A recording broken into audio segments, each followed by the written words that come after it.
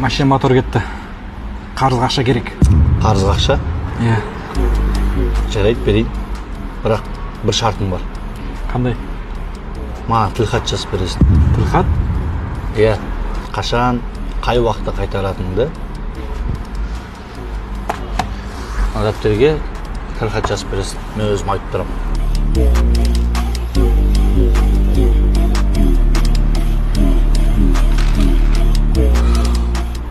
Жаз.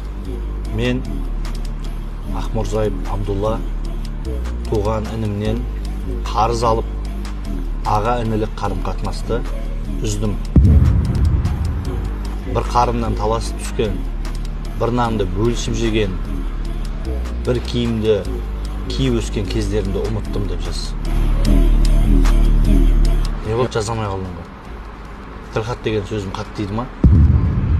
Маған да туған ініңнен қарыз сұрап келген қатты дейді. Кезінде маған бар нәрсесін берген ағам бір күні келіп менен қарыз сұрайды деп еш ойламаған едім. Аға мен інінің ортасында ешқашан қарыз деген нәрсе болмайды. Менен былай-ақ сұрасам берем ғой.